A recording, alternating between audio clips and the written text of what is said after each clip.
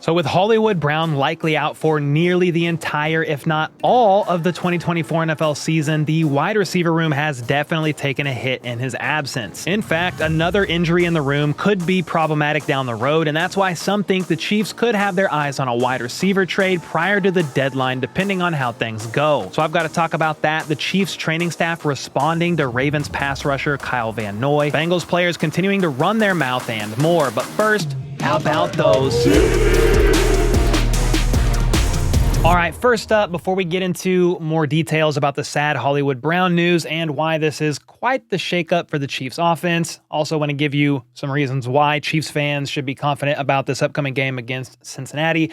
I wanted to circle back about this whole Kyle Van Noy situation that I discussed in my last video. Basically, Baltimore Ravens pass rusher Van Noy spoke out in frustration on his podcast after the game about the delay in medical treatment he received from the Chiefs. He said it took nearly an entire quarter for him to get looked at by an eye doctor, an ophthalmologist, and he kind of went on a rant about why he would also give the Chiefs training staff or medical staff an F, just like Chiefs players did last year on their NFLPA survey. Then the year before, they did also give them a D+. Well, the Chiefs VP of Sports Medicine and Performance, Rick Burkholder, actually spoke to the media today, and the first point he made was, it's not mandated to have an ophthalmologist or a dentist in the stands available for teams, but they do have them available courtesy of visiting teams as well as the Chiefs, of course. And with that being said, after Van Noy's podcast made its rounds on social media, Rick Burkholder actually got in contact with Baltimore's training staff and even exchanged texts with head coach John Harbaugh to talk through things and make sure everything was good. And he made it seem like it was. Rick then shared that he actually asked the Ravens physician right after the injury if they needed an ophthalmologist to look at his eye, and the Ravens doctor initially said no. However, after getting Van Noy into the locker room and evaluating him, they did end up asking for an ophthalmologist later, and from the time they asked for one to the time Rick's team called the ophthalmologist who was up in the stands and him arriving to look at Van Noy, it took 12 minutes total. So seems like both teams have worked it out, and based on this info, it does appear that Van Noy was being a bit picky or maybe dramatic here about the timing of how long it took. 12 minutes for the Ravens to call the Chiefs called the doctor, and the doctor came down from the stands to look at Van Noy. Isn't that long? And with that being said, now that you know more clarity on the situation, you got to let me know your updated thoughts on this situation in the comments down below. Was Van Noy being a bit dramatic, or do you have a different take on it? Next up, Rick Burkholder then shared about Hollywood Brown's injury, giving clarity on why he's just now being placed on IR. And I'm not going to lie, guys, he could be on there for a very long time. So I've got to talk about that and what the Chiefs could do next, as well as give Chiefs fans some positive reasons why they should win this game. But before I do, I've got my pick'ems in for the Bengals and Chiefs game this weekend with the season-long partner of the channel, of course, Underdog. This is the best and easiest place to play fantasy sports by far, so make sure to get in on the action this weekend if you haven't already. New customers can get up to $1,000 in bonus cash using code HBTC. Now, as far as my pick'ems go, one of them were not Chiefs and Bengals, okay? But it's because I went with CeeDee Lamb, who is the gimme pick for this week, needing just half a yard. Easy dubs. Next, I'm rolling with Pacheco on higher than 85.5 rushing and receiving yards. So total offensive yards. He had 78 of those yards last week, missing that potential touchdown throw from Mahomes up the right sideline. That would have been way more. And on top of that, the Bengals just gave up 120 rushing yards to Ramondre Stevenson. Then I'm going to roll with Xavier Worthy getting a reception longer than 21.5 yards.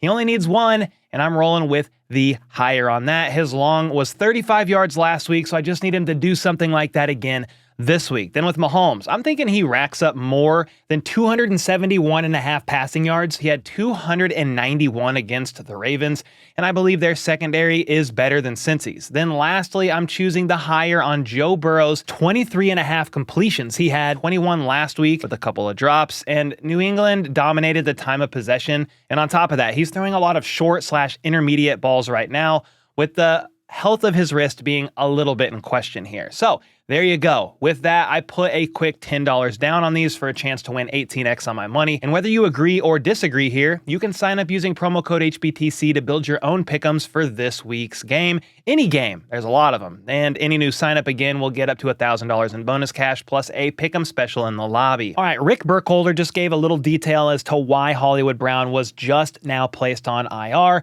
even though he was injured back on August 10th. The protocol is that you look at that again in a week to make sure it's still in place, and it was. He was having no pain. We were discussing return to play opportunities, but we had one last check of another image to do at 3 weeks from 4 weeks from the injury, 3 weeks from the last MRI, and it looked like the bone had moved. So consulted with 3 or 4 physicians in the country and then sent him out to Vail to a specialist. Everybody involved felt like it was a little too risky for him to play without having this operated on. So in summary, after Hollywood's injury, the first MRI, 1 week post-injury, showed that things were healing as they should. It was in place where it should be. Rehab was going well. He had no pain. And then the most recent MRI revealed that moved. The dislocation, wherever that happened, and they reset it, it ended up moving. Sadly, after that, multiple doctors confirmed that the only course of action from here, or at least the most wise course of action to remain in the NFL, was to have surgery and get this SC joint properly set where it needed to go. And that's why surgery is now scheduled for this Monday and why Hollywood officially got placed on IR this afternoon. Jordan Schultz of Bleacher Report was first on it today with the details, so credit to him. And at first, over here in Chiefs Kingdom, or at least I was like, all right, 4-week IR. That's unfortunate, but he will most likely be back after the Chiefs' Week 6 bye, right? Well, sadly, the fact that he needs surgery is not only very rare, but involves a recovery process of several months. James Palmer of Underdog said his understanding is there's a real concern Brown could miss the entire season per sources. Then Soren Petro kind of confirmed this or backed this up when he said the timeline is more like 3 months or so, and that's what I take to mean best case scenario.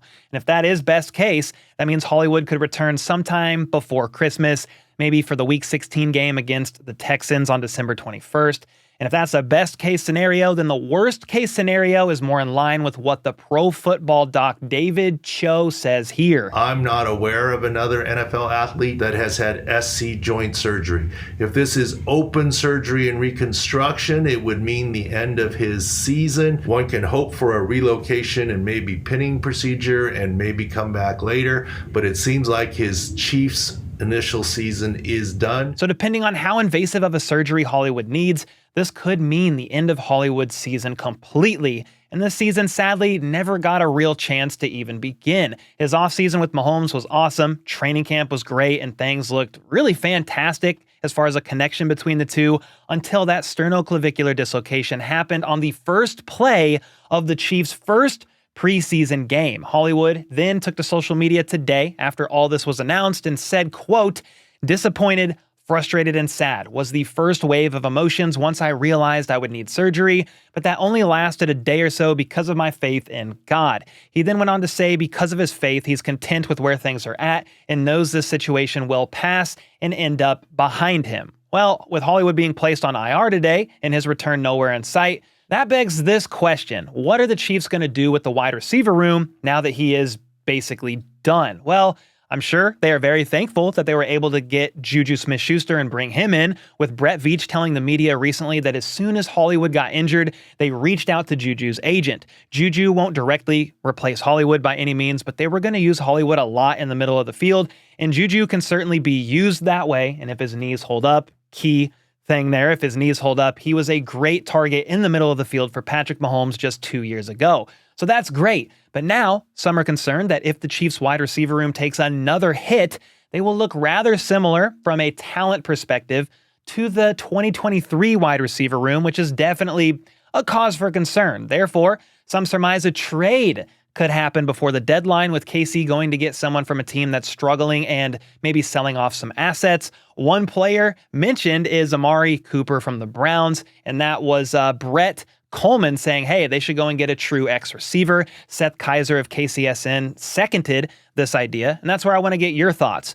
Do you think the Chiefs need to go and trade for somebody before the deadline is added depth in case of injuries that will probably happen? I don't say that to jinx the room, but injuries are a sad part of this violent sport called football? Or do you think even if somebody like Xavier Worthy got injured, there's enough playmakers in this room right now to get the job done? You do have Nico Remigio, Justin Ross, and Montrell Washington on the practice squad, and either of those guys could get called up. And with Hollywood Brown being placed on IR, that does free up a spot on the 53-man roster to immediately have somebody added as that 53rd player. So maybe Justin Ross or Nico Remigio gets signed to the active roster for the time being.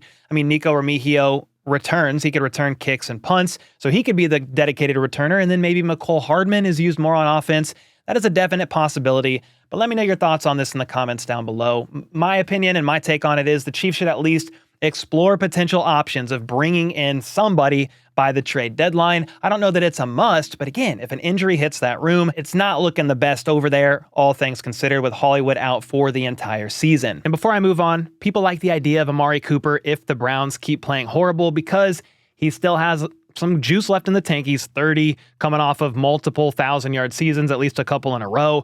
And then he's going to be a free agent next year. So if you're the Browns, you could trade him and get a pick out of him rather than him just walking in free agency if the Browns are doing horrible. There's other options out there. And at the end of the day, maybe the health holds up. And Andy Reid did say today at the press conference, they like the depth that they do have at the position. So at the end of the day, maybe nothing comes from this, but it is at least worth thinking about due to Hollywood being out for the entire season. And speaking of the Chiefs wide receiver room, Bengals defensive back Cam Taylor-Britt had this to say when asked about his thoughts on what he believes Xavier Worthy brings to the Chiefs offense.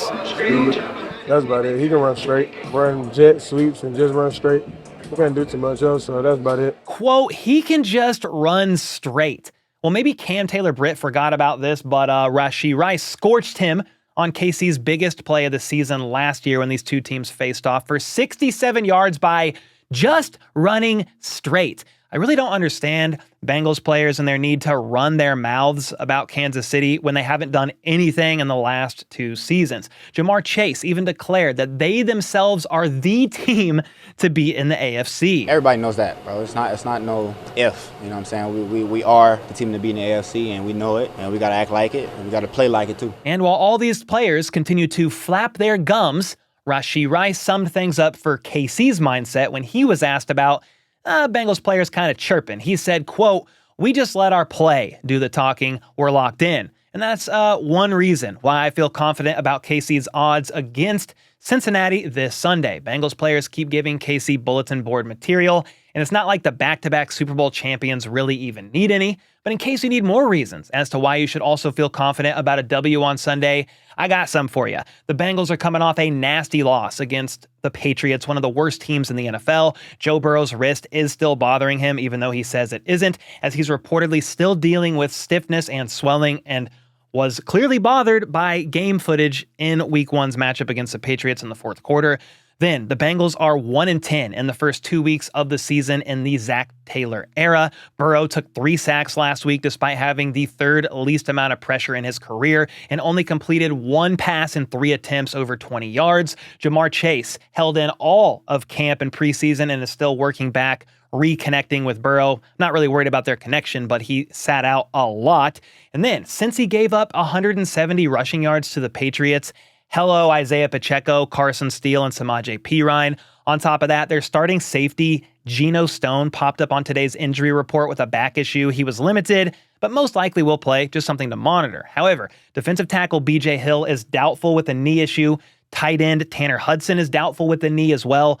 Not a big loss here, but he would have had a touchdown and one of the team's main receiving leaders, I guess you could say. But then wide receiver T. Higgins is also doubtful with a hamstring injury after not practicing all week. That's Burrow's number 2 option, not going to be in this game, most likely at least. Then, if that wasn't enough, not only are the Chiefs a better overall team than the Patriots, but they clearly have a better defense. Chris Jones and Carl Loftus will come in hungry. You got Trent McDuffie, the safety room. Yeah, Nick Bolton had an off game, but he's going to look to right the ship there. Then on offense, KC is arguably a top 5 offense compared to New England being a bottom 5. Sure, you got to watch that left side of Kingsley Suamataia, the rookie, going against the dog and Trey Hendrickson. Their secondary is solid. I don't know that it's better than the Ravens secondary, but Geno Stone was a Raven last year. And then Logan Wilson is a great linebacker, but Juju has another 10 days in the system. KC has 3 more days of rest. Worthy can do way more than just run in a straight line.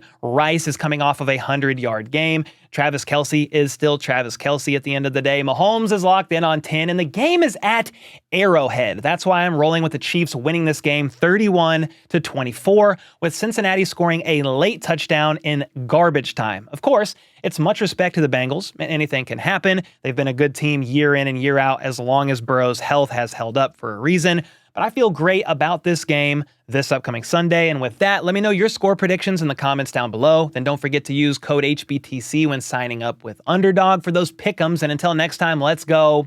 Let's freaking go. How about those?